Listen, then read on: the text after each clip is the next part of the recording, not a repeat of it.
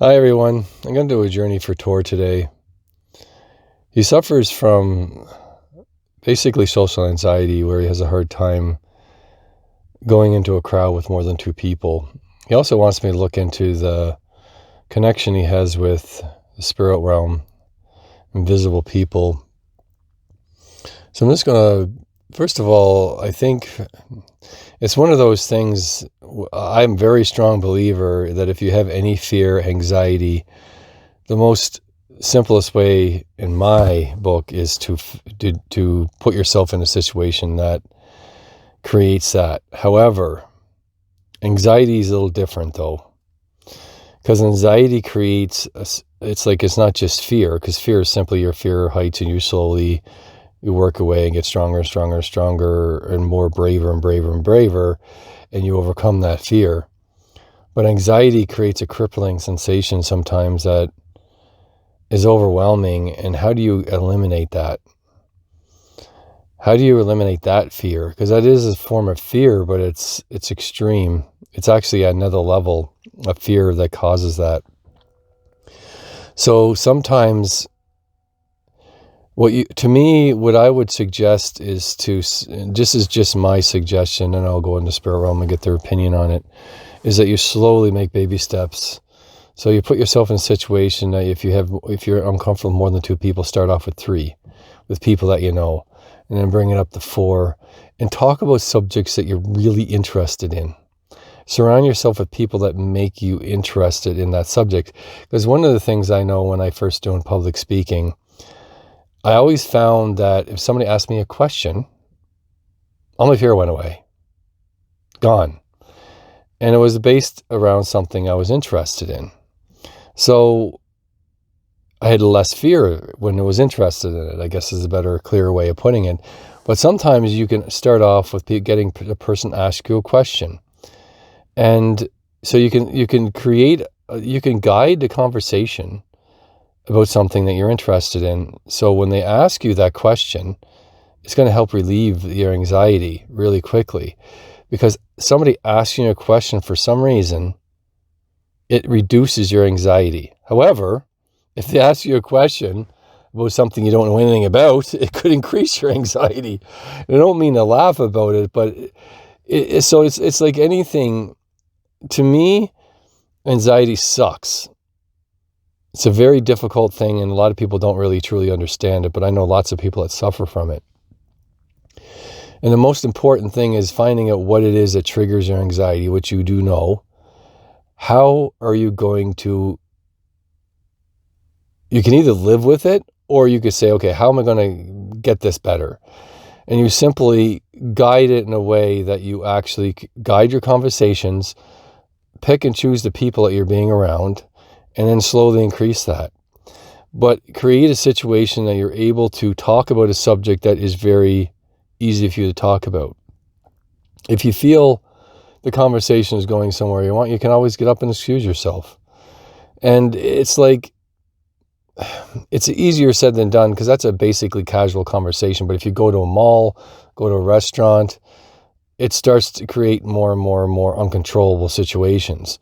So that in itself is a different form of anxiety. Like if you can't go into a mall, or can't go in a public place, is different.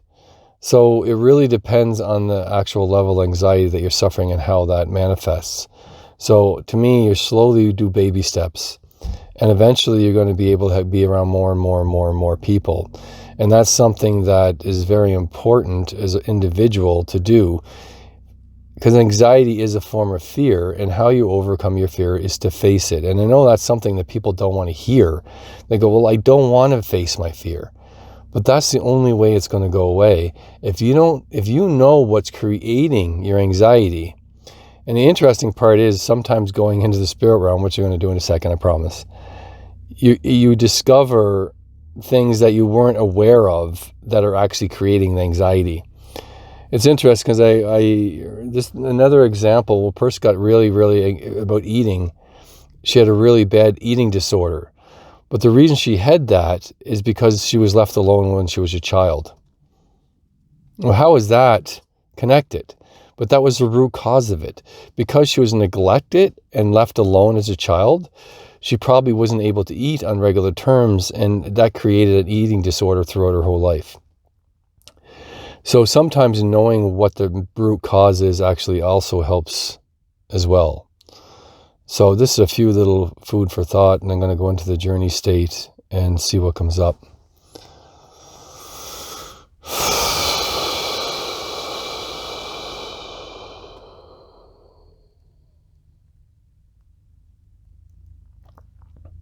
Okay.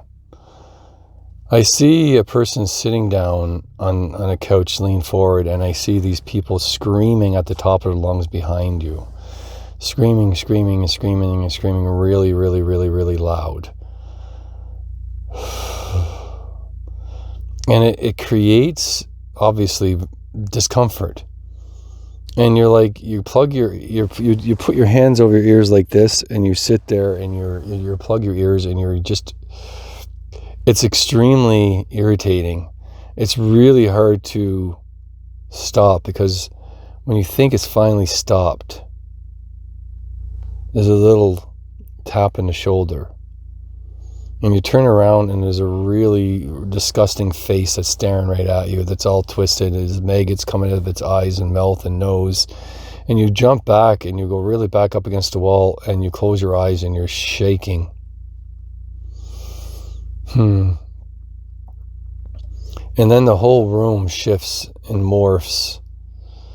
And the floor is covered in bugs and insects, and this thing just kind of falls into the floor. And you have no idea where it went. It went somewhere, but you don't know where it went.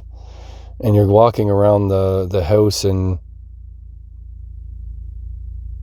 there's like a screech and halt. And they want me to say this one thing. This is what it's like in the energy side of things when somebody suffers from anxiety. It's not very pleasant, is it? So have a little bit of compassion next time. Goes a long way. So when you see that somebody that's suffering from anxiety, instead of creating the situations be worse, try to find a way to help them. Reassure them. Instead of being rude, condescending, and making fun of them, which just makes things worse.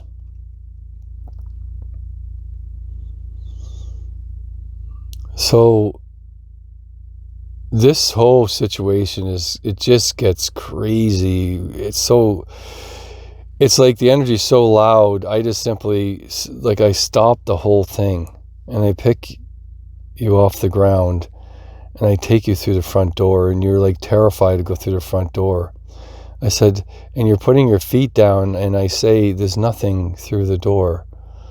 The problem is, Tor, is that when you go to the door, what are you thinking of? Because that is what is going to manifest on the other side of the door. And you go, what do you mean? I said, I'm going to show you something. I say, I want to walk in a field full of flowers. I open the door, and there's a field full of flowers. Isn't that interesting? Were you aware of that? That your intention opens the doorway to wherever place that you want to go. So if you're afraid that there's something on the other side of that door, and when you open the door, it opens up to a very scary place if you believe that's where it's going to go. But if you believe it's going to go to a beautiful sunny beach, for instance, I close the door and I say beautiful sunny beach, and open it up, and there's a beautiful sunny beach. And I take you by the hand and say, let's get the hell out of this place and go in here for a while. And instantly your energy shifts, and you're on the beach, and it's like, oh my God, it's like all that stress is gone.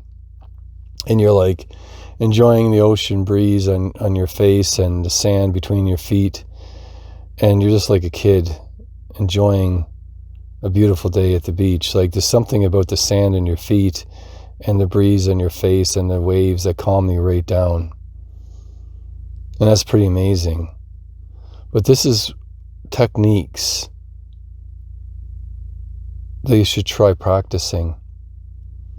But how do you do that? How do you go from being that unbelievably overwhelmed to that, completely calm, without somebody helping you. So this also goes out to everyone, that if you know somebody that's suffering from anxiety, be a person, a man, a woman, a good Samaritan, and help them. Bring them to that place of relaxation and security, so they are able to bring themselves back to a breathable space. Part of the problem is that when you're suffering from anxiety, you can't breathe. It's overwhelming. It's terrifying for some people. And it can be so extreme at levels like you see, but even worse than that. And that's what your energy looks like. So that filters into the mind and the body of the person. That's why they get so overwhelmed from it. So it's not funny. It's not something to poke a stick at and laugh and make fun of people. It's like, oh my God, is he okay? Or is she okay? What can I do to help? So when a person's uncomfortable, try to get them so they're not. And that's something that people need to pay attention to. Everyone. It's easy to overlook when you're passionate against something and don't realize that you're making the other person really uncomfortable. But it's also important that the person that's suffering from the anxiety actually speaks up as well. Now that is hard, isn't it? It's hard to say that I feel uncomfortable. I need you to stop. I need to go somewhere and blah, blah, blah, blah, blah. It really depends on the situation. I'm not going to put words in anybody's mouth. But it's very important that you actually speak up, that this is something that you're suffering from. And the people that you should surround yourself with, the people that are compassionate and will help you. If they're condescending and rude, it's time to leave. Not be around that person. Not put yourself through that. Because that just makes your anxiety worse, doesn't it? But you have to fight when you have anxiety. You have to fight like hell in order to overcome it. But don't give into it. It takes work and understanding, and you have to, and basically soul searching inside yourself to try to break through that. It's like there is no easy fix because it's something that you're suffering from. And the best way to find out what that is to go within your own soul, which I'm still doing. But this was on the surface when anxiety attacks. This is what it feels like and looks like on the energy side of things. So what is the root cause of this?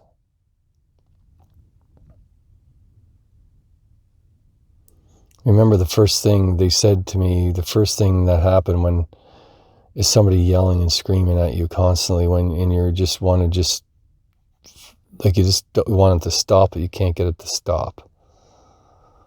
Somebody just screaming at you, calling you down, ridiculing you. And I go into that energy because they say that is part of the root cause. Is people mistreating you, calling you down, calling you names. Could have been a father, a mother, friends. Could be a combination of all of them. You're not good enough. You're not good enough. You're a piece of shit. And on and on and on and on. And I'm going into that energy and it's starting to spin like a spiral.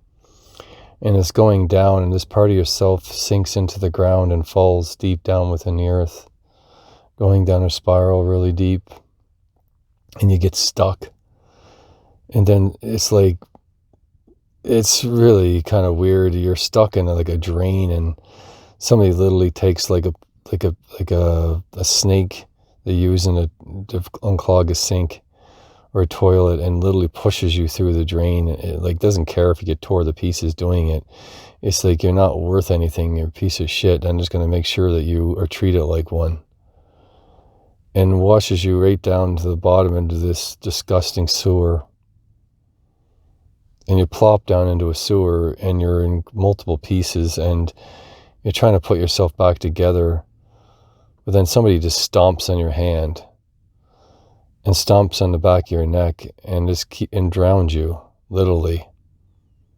But you don't die, because this is the energy world. You just kind of keep falling down further. And you fall down even further and further and further, and you're like in an ocean now. And you're drowned in your mind. And you're falling down until you hit the soot at the bottom of the ocean. And there's like a creature down here that just snaps you up and swallows you. And you go down into the belly of this beast.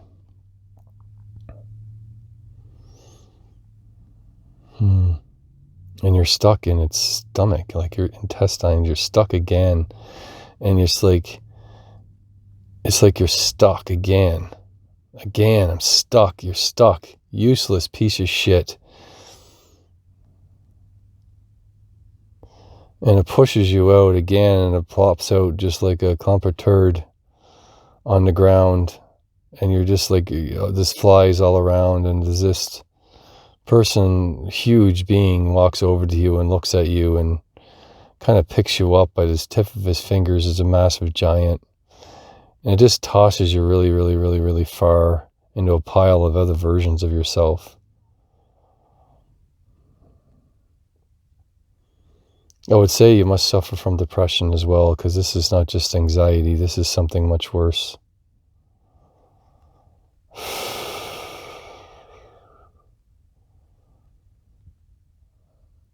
I look at all these parts of yourself, and I have a version of yourself, and you're looking at this, and you're kind of, your mouth, like literally your jaw is opened, and I have to put my finger and push it up to close your mouth. You had no idea that this is what the energy world can look like. Because you see a huge pile of versions of yourself that are half dead, or dying, or dead, decaying, and a stench is unbelievable.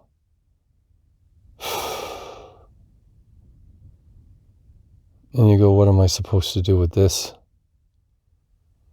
What do you want to do? I know what I want to do.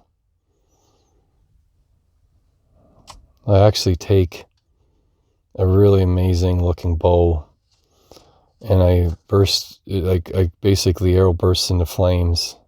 The whole arrow is a flame.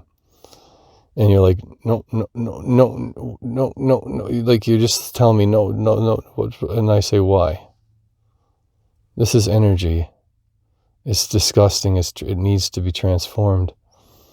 But for some reason, you are attached to this decaying clump of bodies. It's a part of you don't want to let go of. And I say, okay. So we have to walk into the mountain of dead, decaying bodies. Because you still need to see more. There's something else that's here. But you're terrified. Like you're literally like a dog that is in severe trouble, and you got the dog by the collar, or the cat is going to go in the bathtub and is doing everything it can, is clawing the walls, is clawing the floor.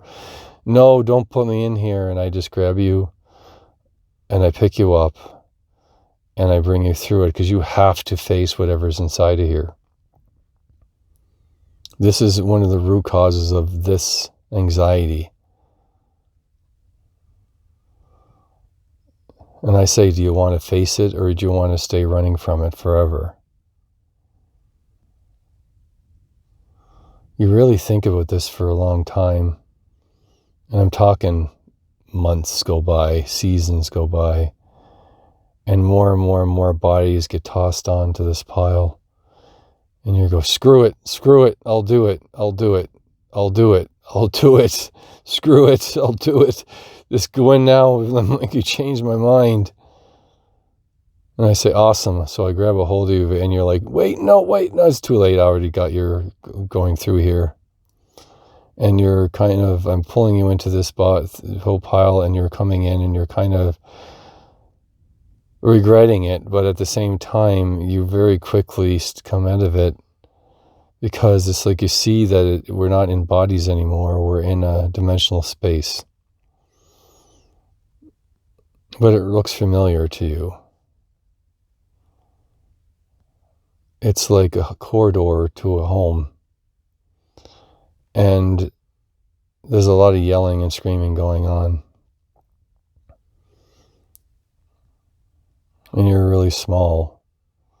And you're creeping through the door, and it looks like this man is beating the crap out of a woman. And it's your mother. And she's getting beat really, really, really, really bad over and over and over and over and over and over again.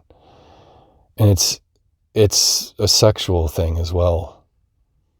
And she's crying and screaming, and this man sees you and grabs a hold of you and drags you in and makes you watch this while he tortures your mother sexually.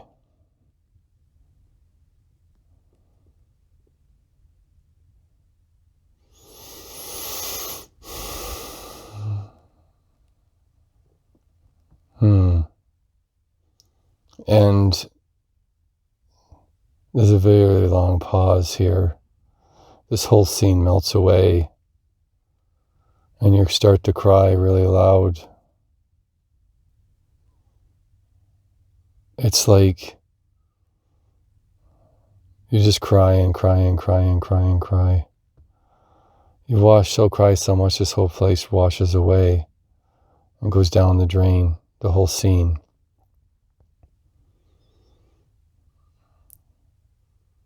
And you cry and you cry and you cry and you cry.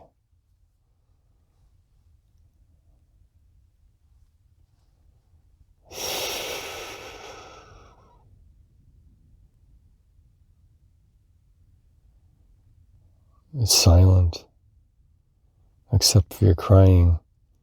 And I sit there and I say, just allow yourself to cry. Your tears are actually transforming this place. You're letting go. I say, what do you mean? And you open your eyes and you're at the beach, and the wind's blowing around your face, and the sand is between your toes, and you're a little boy, and he's smiling at you. And he gives you a really big hug. And he says, I won't bother you anymore. Thanks for letting me go. And he takes his hand by his mother, and they both smile at you as they disappear into the sunset over the water, into the horizon.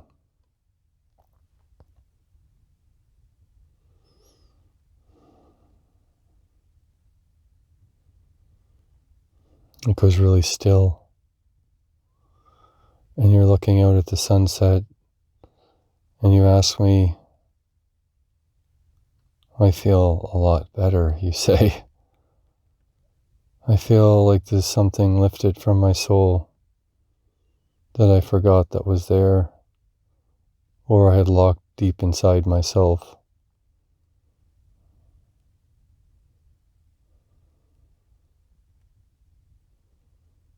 There's a long silence.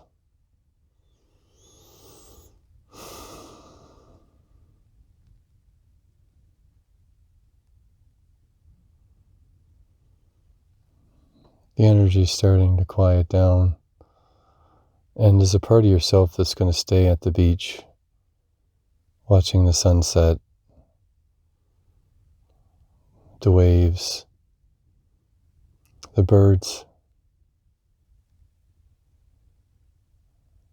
That's okay, because sometimes our souls need time for reflection and peace.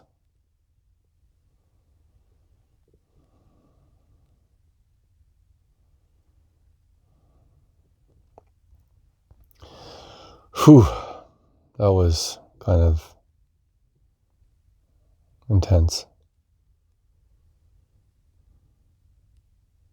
Sometimes you never know what to expect when you go into this energy. Echoes from this lifetime, a past lifetime, a lifetime that is parallel to our own. Anxiety is a tricky thing.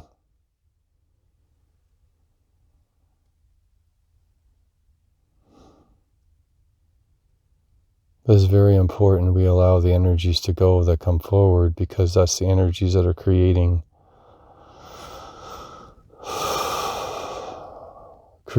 the sadness within ourselves, overwhelming feelings. It's important we let it go. It's healed. We move on. We are patient with ourselves, so we can heal.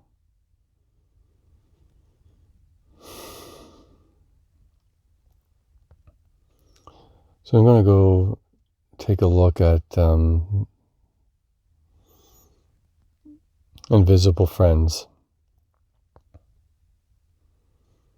Invisible friends are exactly that. They're spirits, spirit guides, friends from other lifetimes, parallel worlds. But they are not physical. So spending too much time in the physical realms, the spiritual realms, I should say, and not the physical realms, can create an imbalance within ourselves as well.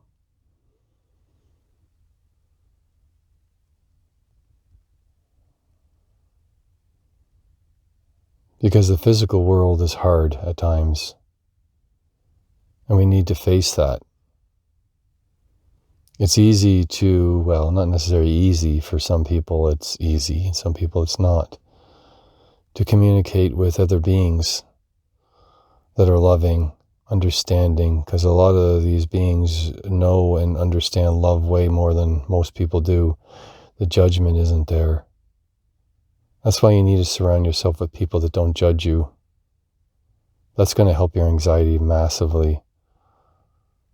Letting go of the things that bind you to that is also part of the healing process. So let me see what these friends have to say.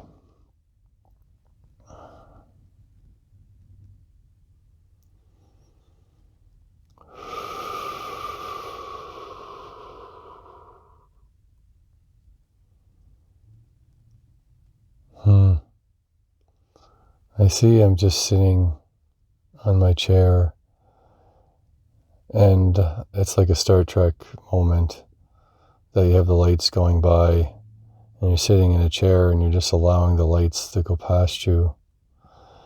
And you're sitting in like a lounge chair, like a lazy boy, and just going through space is pretty interesting. And you actually just appear into not in the chair, you're actually standing up.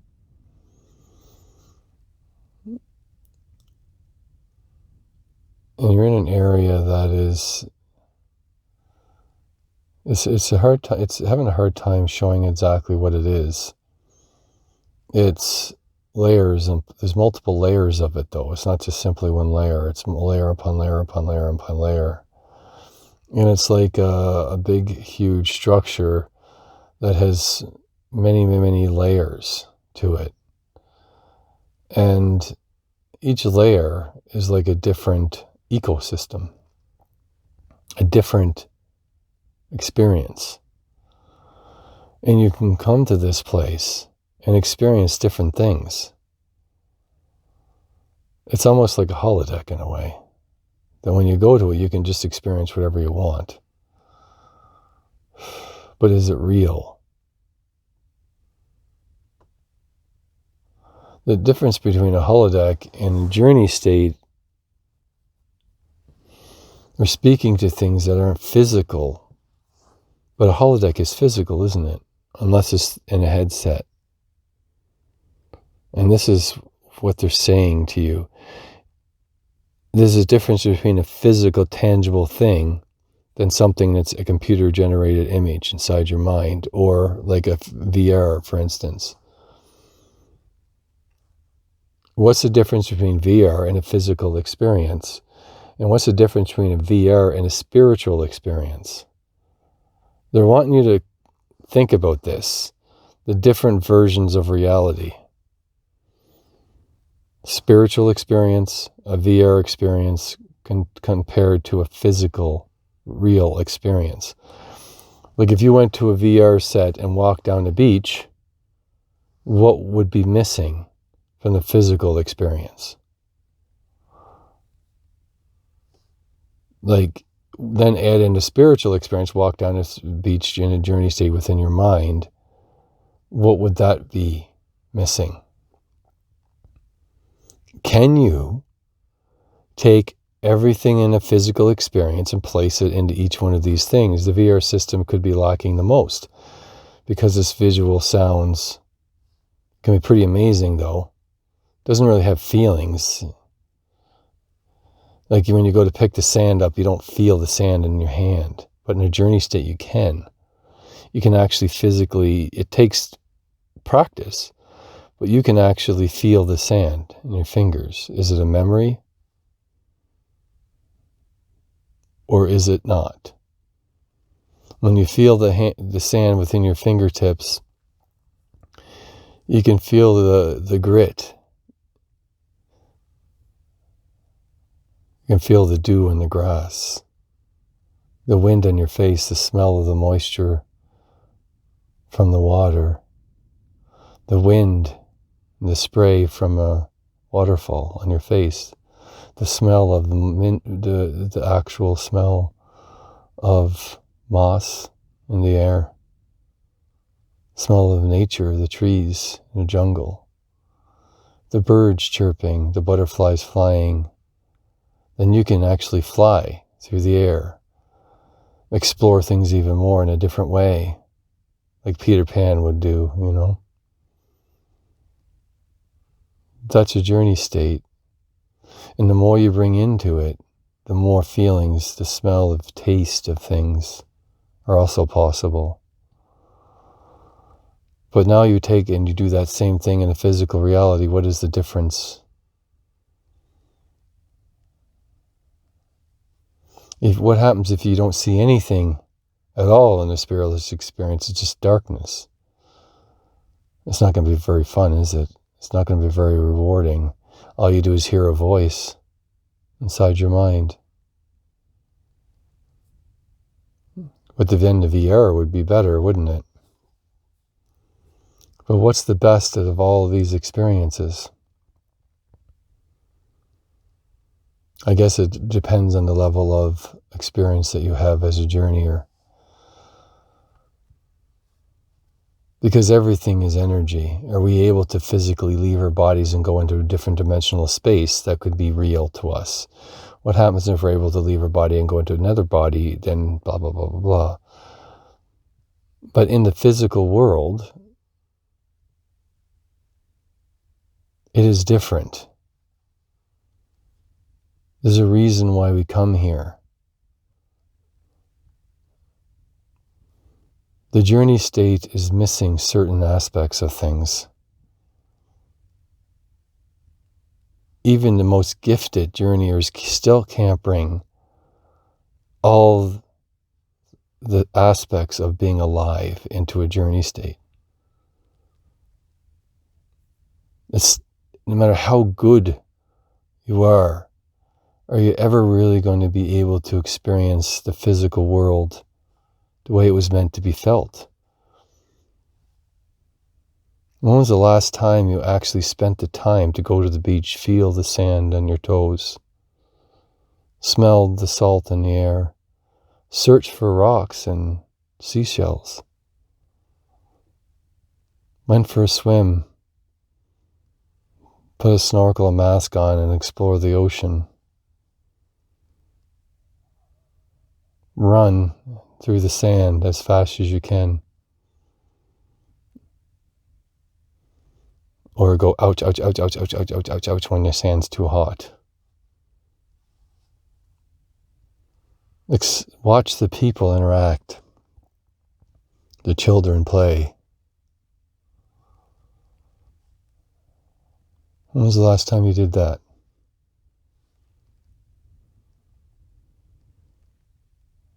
That is life. The human race overthinks life. Life is about experience nature, each other. Not about conflict, killing, only me, no one else matters. We kind of screwed that up a bit. We continue to screw it up. They want to remind you, but that's not why you come here. You come here to experience the earth. And at some point in history, space, other planets. This is why we come here. To listen, to watch children play, watch kittens play, dogs, puppies. That's why we come here.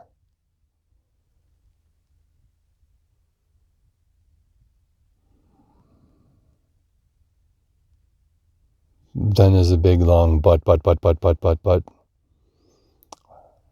Yes, and sometimes we come here to help people remember that. The ones that forgot. The ones that are blind. But even the blind have that part of themselves deep down within the darkness. There's a tiny bit of light that remembers all those things.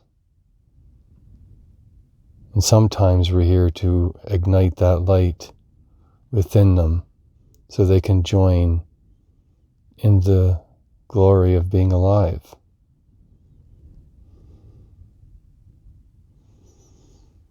We get lost in so many unnecessary thoughts instead of simply just enjoying every day like it's your last or your first. What happens if you, every single day, you looked at life as it's the first time you've ever been born? Look at everything anew, every day. So you see your friend, your wife, your child, and it's like seeing them for the first time. Look at their eyes, their lips, their hair, the smells,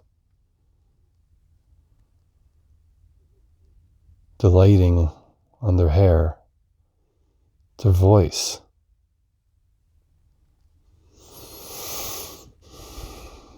It's so easy to forget what it's like to be alive. But if you look at life every single day and you look at every person, everything, like it's the first time you see it and re-look at it, you will discover things that'll blow your mind. You'll discover what it's like to be alive again.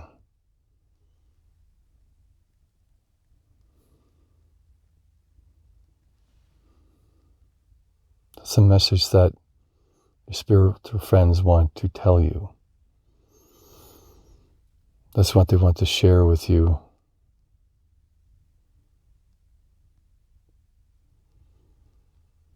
They're here to remind you what it's like to be alive.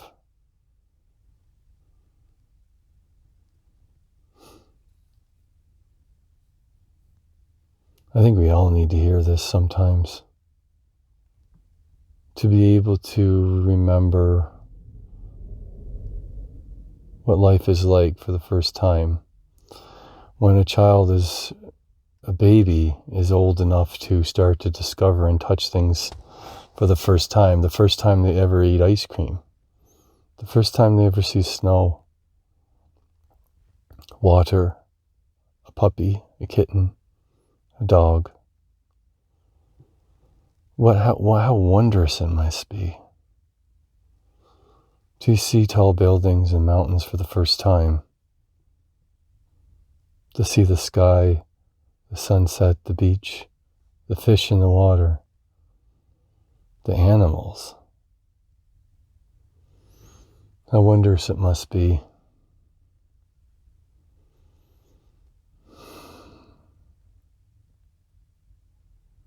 This is all important for all of us to hear, to experience that healing energy of Mother Earth. Because by listening to Mother Earth, she actually whispers in a way that the vibrations that she gives off heals our souls. But if we close our ears, our minds, we don't hear her anymore, so we get lost. We fall in the pits of darkness, and she screams, or actually tries to reach us, but she can't. But when you start opening your eyes, your mind, your soul to her songs about life, it really changes your soul. It awakens something inside of us that we forgot about.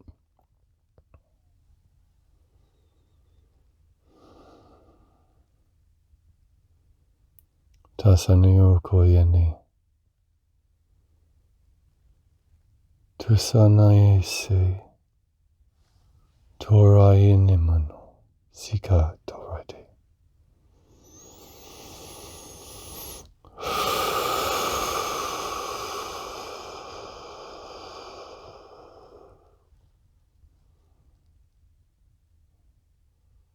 Let me see if there's anything else your friends need to share or wish to share with you. The third. I'm just allowing the energy.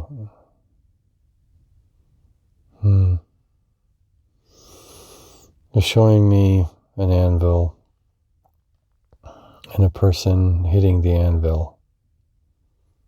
And it's a female, actually, surprisingly.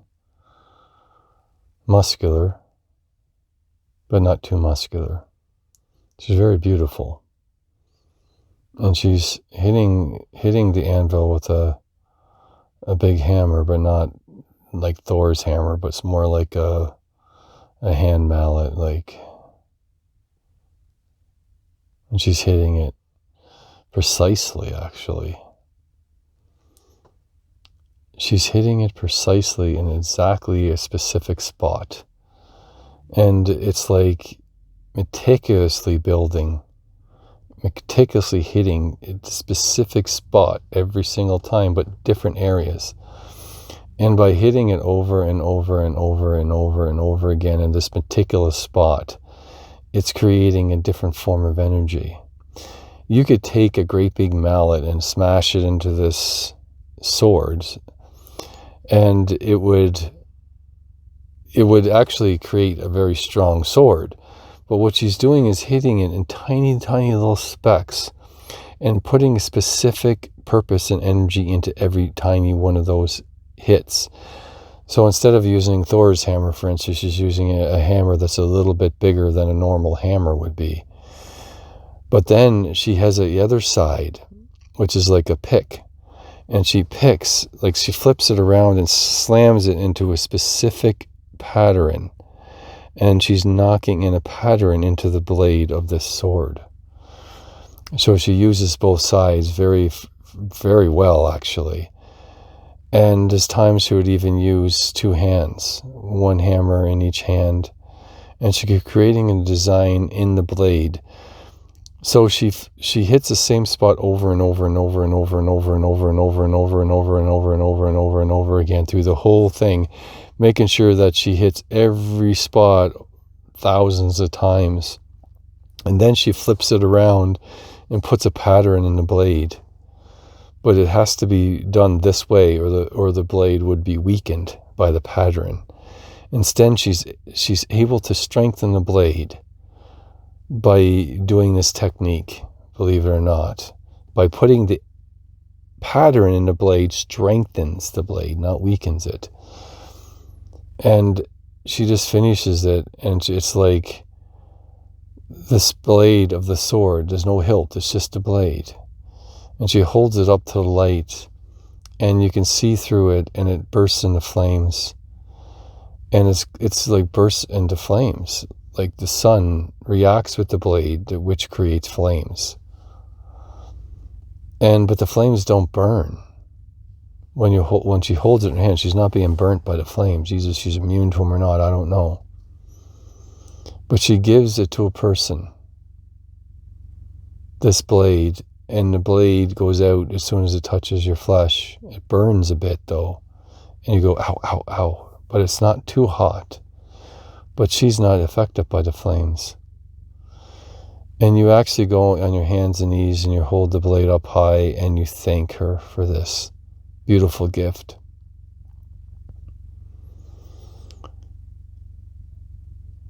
And she's like a goddess, actually. It reminds me of a goddess. But they're not specifying which one. No, they are actually. It's Athena. This is the goddess Athena. And she gives you a sword. A flaming blade of a sword that has the most beautiful, intricate lines that look like flames. So when you hold it up to the light, it's like see-through. And every single one of those lines I see etched in bursts into flames. They glow orange and reddish, and then poof, they burst into like a reddish-orange flame. It's actually absolutely stunning to watch. There's no hilt, though. So if anybody wanted to use the sword, they would burn their hands. And she knows this. And she says that the only way you could use the sword is to live 1,000 lifetimes in a specific way, with a specific purpose. And each lifetime, you would go through a different part of the world to find a specific stone or gem that will go into this hilt. And you'd give it to her every single lifetime. So you do. You agree that you'll live 1,000 lifetimes and give her everything that she needs in order to finish the sword. So you spend 1,000 lifetimes to build the hilt of the sword. So when you're finally done, you're different. You look very tired. Your body's been broken many times. You're hunchbacked. And you can't even use the sword even if it was completed. But you still do it anyway. And you give her your last life essence. And your hands are shaking, and you give her the last stone. And it's a red ruby. Beautiful red ruby. It's like 30, 40 carats. And it's designed to go on the pommel of the very end of the sword. And she looks at you and she smiles. She thanks you for your sacrifice. And she sits you down on a pedestal, lies you down, and she's chanting as she's making the sword. And when she's done, she gives you the sword and places it on your vertebrae, and it becomes part of who you are. You go, I'm confused. Why would you do that? I wanted the sword. And she says, you were the sword all along. What do you mean I was the sword all along? She says, the blade was the flames of your soul. The pattern was all the lifetimes you were going to live. And now she shows what you look like, and you're the most radiant soul. And you look absolutely amazing and stunning. And the patterns that once were in the blade of the sword are now through your whole body. And you can burst into flames anytime you want. The flames don't burn. The flames are the light of your soul. Because you lived so many lifetimes for an honorable purpose, your gift is like a gift of the soul, of a rebirth, and is something extraordinary. Every sacrifice that you did is given to you back 1,000 times.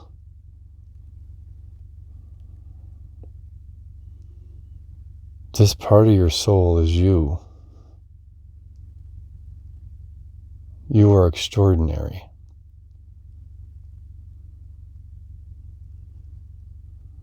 Don't ever forget that. Every lifetime you lived, every hardship that you endured is who you are. And she kisses you on the cheek, and she whispers in your ear that she's proud of you, proud of what you've become and what you've learned. And she always will look after you. She is one of your guides, protectors.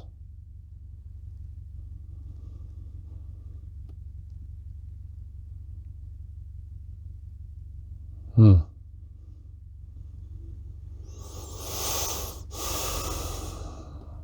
was unexpected. That's the interesting things about journeys. They take us on, you never know what it's going to turn into. Why would you, like, it's just the whole aspect of the message is so extraordinary. It's so important to your soul to hear that message. We look at our own lives. We live one lifetime, we struggle.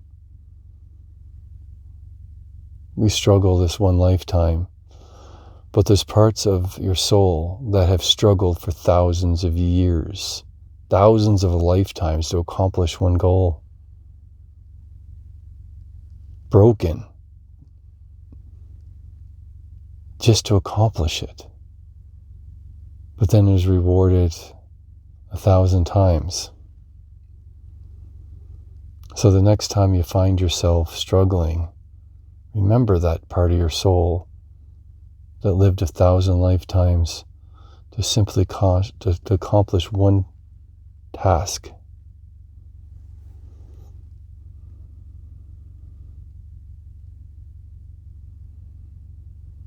And remember that Athena is always with you. She is proud of you.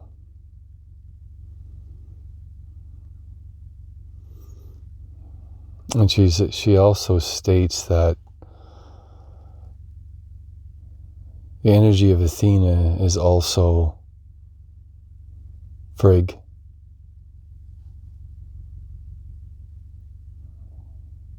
In Norse mythology. And many other names, she says.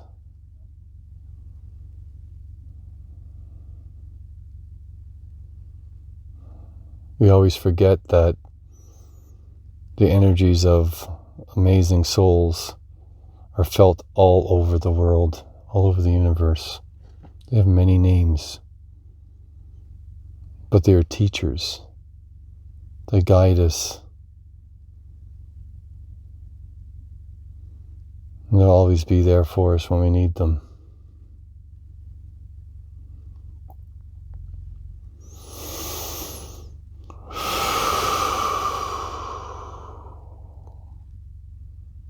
So that's the answer to your questions.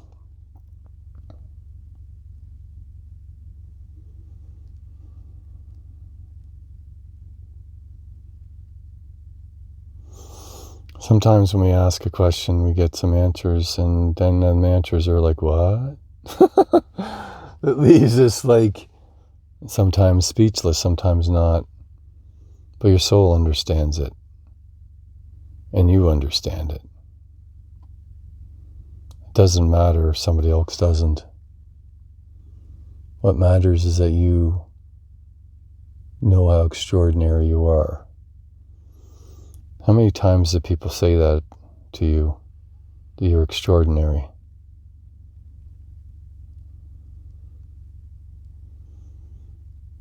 It's something that the human race needs to work on a little bit.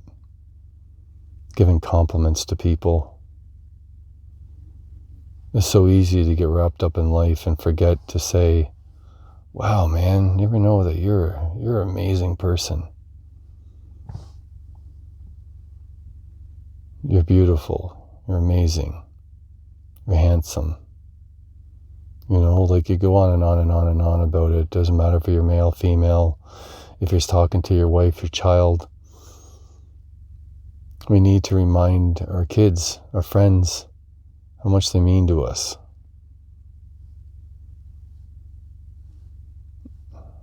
Always, every day, remember to say a good thing to someone, to help us remember what it's like to be alive, to be a good person.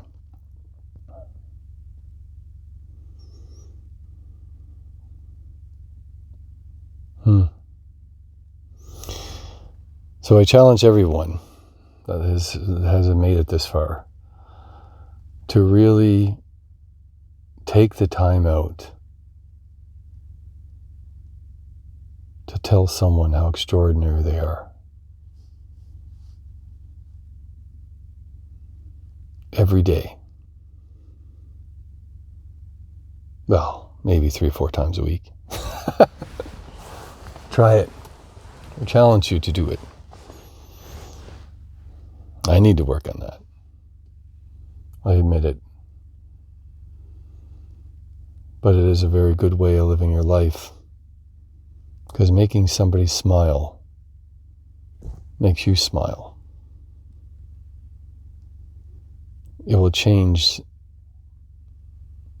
the world. One person at a time. Because that one person you make happy will make other people happy, and then it goes whoosh, like the roots of a tree. And it goes everywhere in the world. Just like a very simple thing is like a virus. But it's a good virus. One person get a virus and it can end up everybody in the bloody world could get it. So if that's the case, why can't we do that? Why can't we spread a virus of love? To help lift our mankind. Help lift the human race. And don't jump on me for saying mankind because I'm used to it. It means everyone. Not just men. Anyway. Thank you very much, everyone. Have a wonderful day. And it was a pleasure to experience that. It actually reminded me of a lot of really important things that I'm neglecting and overlooking in my own life. That's the amazing thing about doing work like this is that every time you heal someone else, it heals a part of yourself. It opens your mind to other things, other perspectives, what people are going through.